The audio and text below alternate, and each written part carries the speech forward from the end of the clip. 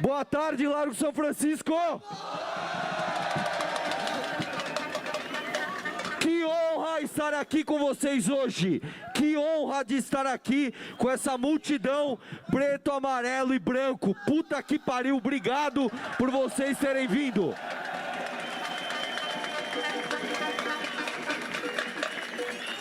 Eu vou falar um negócio pra vocês aqui, ó. Eu tenho certeza que todo mundo que tá aqui hoje passou por aquele momento horrível de ver a Dilma ganhar em 2014 e não acreditar no que estava acontecendo, de ver o MBL nascer, de ver que havia uma chance de derrubar o PT, de ver que a gente tinha uma chance de colocar o país nos eixos, de ver tudo isso acontecer. Eu tenho certeza que vocês passaram por esse desgosto de ver o PT ganhar e pela esperança renovada de ver o PT cair.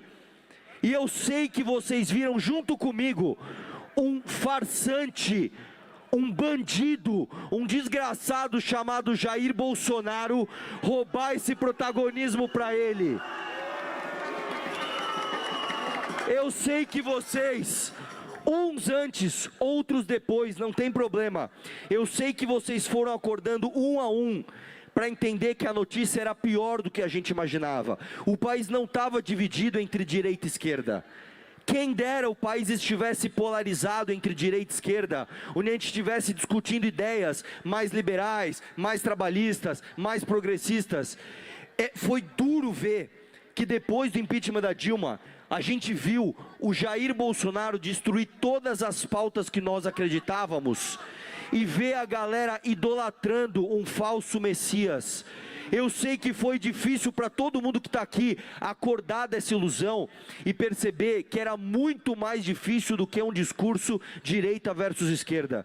Eu tenho certeza absoluta que doeu no coração de todo mundo que está aqui ver o teu parceiro que estava na rua com você lá em 2014, em 2015, em 2016, querendo derrubar Dilma, querendo caçar Marajá, querendo prender vagabundo, ver esse cara idolatrando outro ladrão porque tem um sobrenome Bolsonaro. Eu sei que doeu no coração de cada um de vocês. E você pode ter certeza, todo mundo que está aqui em cima hoje sofreu junto com você e sofreu mais ainda. Quando a gente denunciou isso, a gente foi alvo de perseguição, a gente foi alvo de xingamento, a gente perdeu qualquer prestígio que a gente tinha dentro da nossa seara política, que era a direita. E o que a gente fez? A gente decidiu não ser oportunista, a gente decidiu não ser vagabundo, a gente decidiu fazer o que era certo, a gente decidiu, ainda que a gente morresse, a gente decidiu defender o que a gente verdadeiramente acreditava. E foi difícil. Quem acompanhou a gente em 2019 sabe como foi difícil. Foi muito difícil falar: eu não quero um PGR petista, eu não quero o Cássio Nunes no STF, eu não quero vetar decisões, a lei que acabava com decisão monocrática de ministro supremo. Eu não quero isso. Foi muito difícil falar essas coisas contra a maré naquela época. E aí, meu irmão, 2026, você imagina como meu coração se enche de orgulho em ver o Largo São Francisco lotado de gente, não com a idolatria cega de um bando de petista vagabundo pelego que está atrás de um Bolsa Família ou está atrás de um Vale Gás, e nem com um monte de gente com a camiseta de um vagabundo que hoje está preso, falando que o Bolsonaro era maravilhoso, era um mito, era não sei o quê. Que bom ver um monte de gente aqui com preto, amarelo e branco defendendo ideias e sabendo que vocês só estão aqui porque vocês são melhores do que os outros. Eu quero deixar claro, e por mais que isso aqui pareça arrogante, a verdade é que a gente nunca muda o destino num país sendo como todo mundo, seguindo a maioria. Eu lembro quando eu ia na Jovem Pan e o carioca chegava para mim e falava: vocês têm que ouvir as vozes das ruas, vocês têm que ouvir as vozes do povo. A voz de Deus não é a voz do povo, a voz de Deus é a voz dos... A voz de Deus é a voz dos corajosos.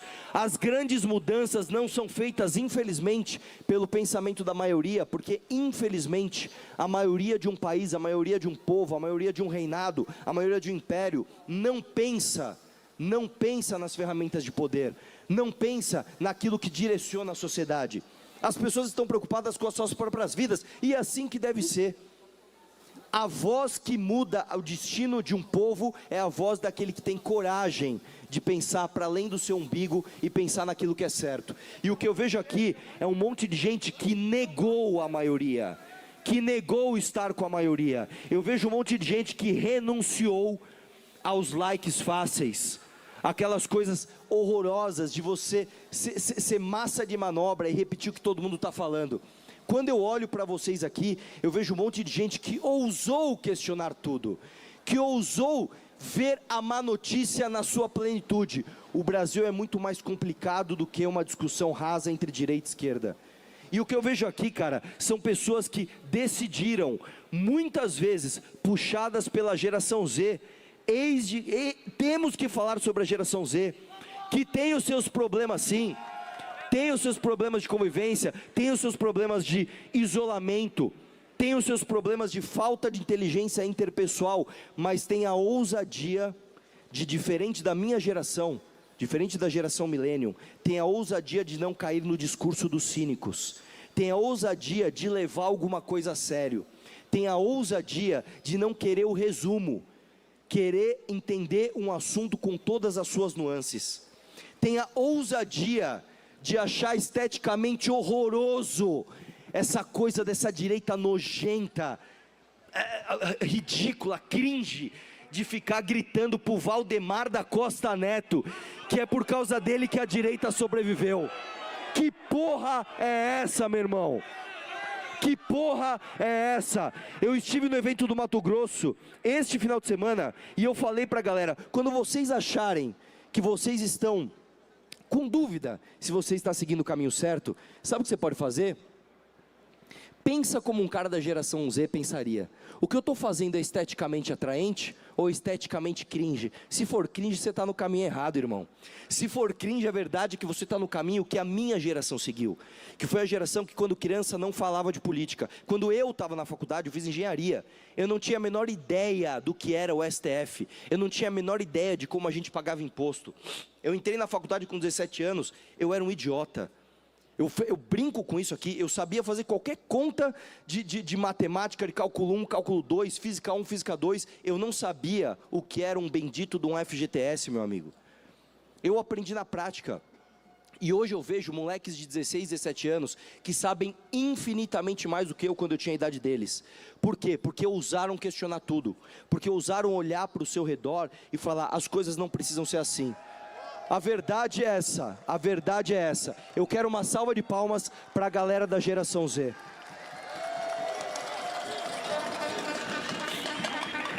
Eu me sinto velho, mas eu me sinto honrado quando chega um moleque barbado e olha para mim e fala, mano, eu assisto seus vídeos desde que eu era moleque. Eu me sinto um tio, mas eu me sinto bem, porra. Eu me sinto bem porque vocês vão fazer a transformação do Brasil. A verdade é essa, a minha geração falhou, a geração dos meus pais falhou. A verdade é essa, nós ficamos vivendo sonhos daqueles que imaginavam somente as riquezas para o próprio bolso.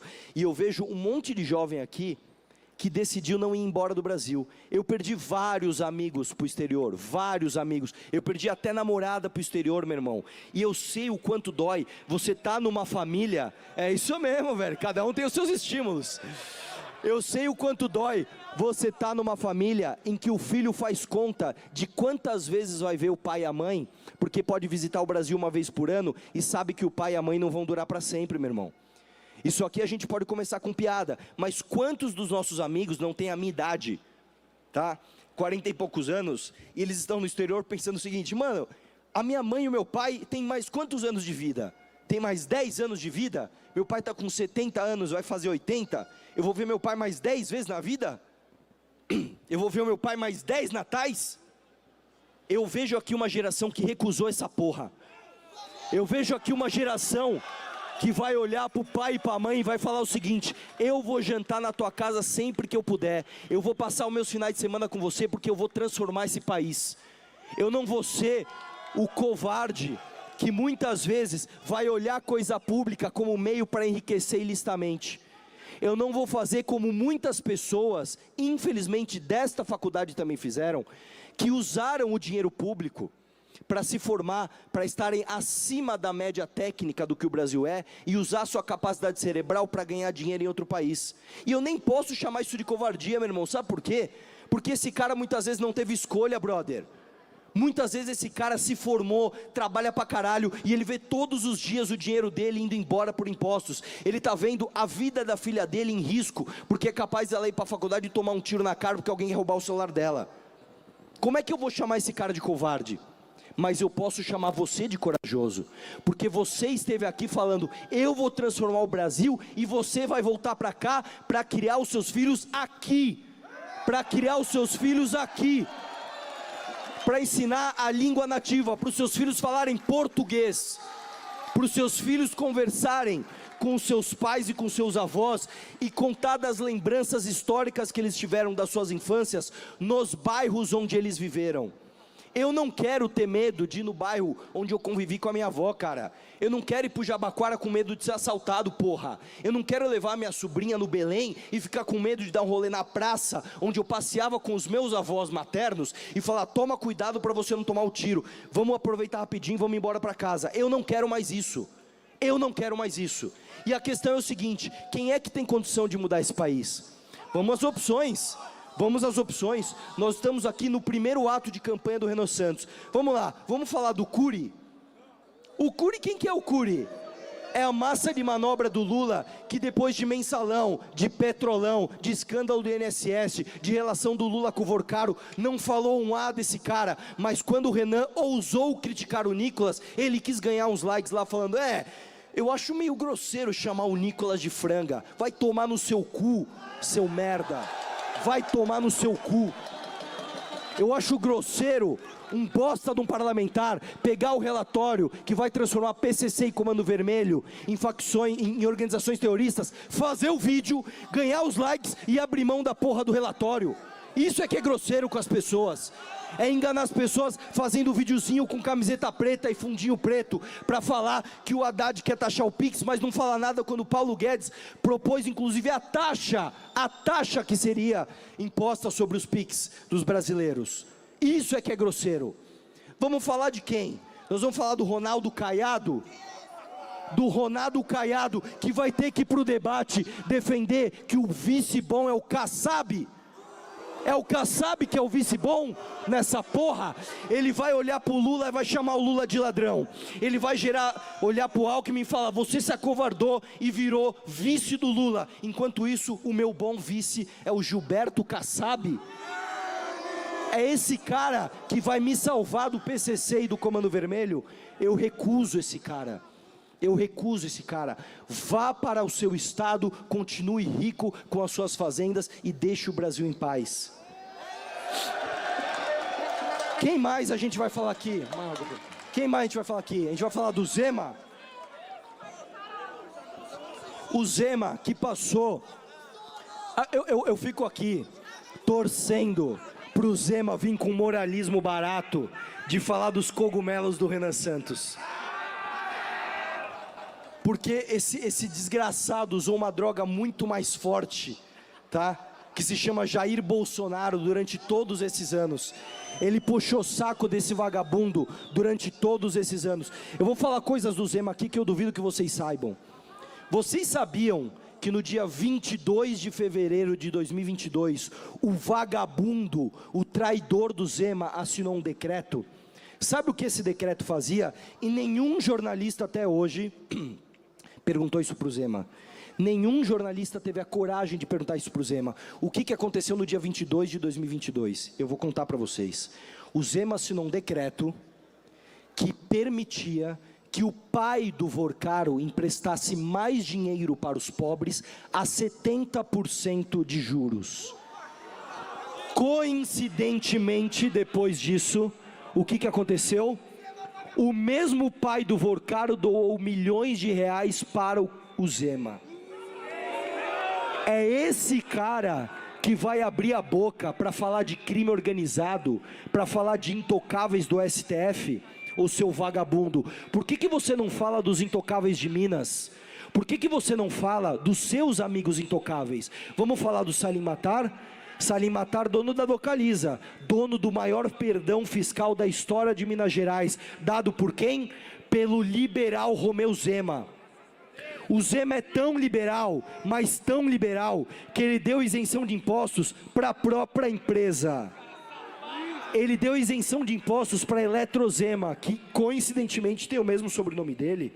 Ele deu isenção de impostos para uma empresa de crédito dele próprio. O Zema é o cara que se beneficia, junto com o comunista Eduardo Moreira, dos juros altos aqui do Brasil. Quem é que empresta dinheiro a 70%, 80%, 90% de juros no crédito consignado para os mais pobres? É a família desses vagabundos. Este cara vai vir aqui falar que ele vai bater de frente com os intocáveis do STF? Eu acho que não. Vamos falar de quem? Vamos falar do Lula?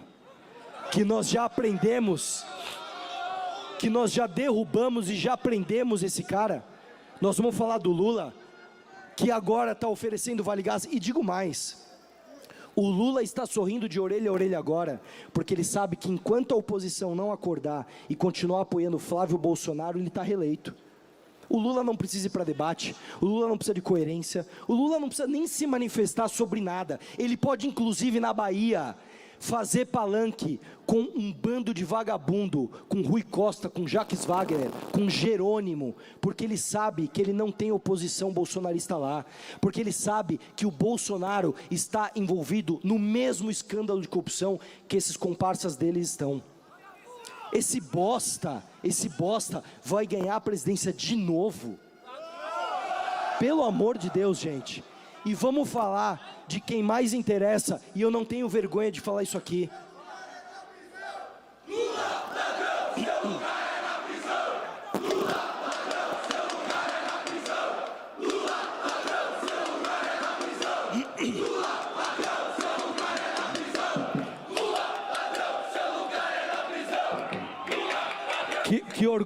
Que orgulho dessa turma, que orgulho dessa turma.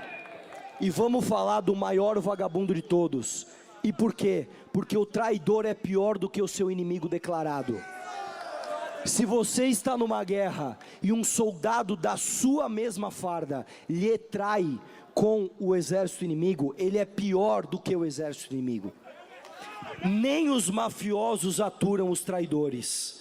O Flávio Bolsonaro, ele é o pior de todos, porque ele é o traidor das nossas pautas. Ele traiu tudo aquilo que ele prometeu na campanha com Jair Bolsonaro, em nome de ficar solto, em nome de ficar livre, e com a população muitas vezes anestesiada, achando que estava apoiando um cara de direita.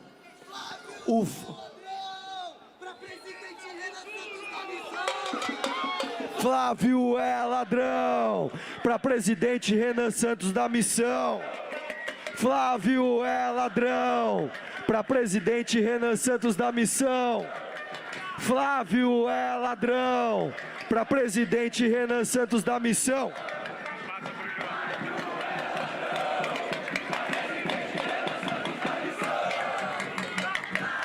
Então é o seguinte, meus amigos, para finalizar, eu quero lembrar vocês do que a gente está fazendo aqui. A gente está usando sonhar e a gente está usando realizar os nossos sonhos. Eu não precisei bater na porta de vagabundo nenhum, de partido nenhum, para pedir Renan Santos presidente. Eu tive que insistir para ele querer, porque ele é um cara que se preocupa demais com a liderança que ele propaga. E ele sempre teve medo das pessoas acharem que isso é um projeto personalista. E eu tive que chegar para ele e falar: meu irmão, você não está entendendo. Se você não for o candidato, eu vou embora. Eu não vou pedir voto para mais ninguém. Ninguém merece o meu sacrifício de pedir voto que não você. Eu estou ansioso para o Renan nos debates, eu estou ansioso para o Renan nas urnas, eu estou ansioso para todos os nossos candidatos do Brasil inteiro terem orgulho de falar que pertencem ao 14 e nunca vão ter que precisar bater na porta de cacique partidário para dar propina para ninguém, para relativizar a corrupção, para pedir para ser candidato. Renan Santos, presidente, muito obrigado. Valeu.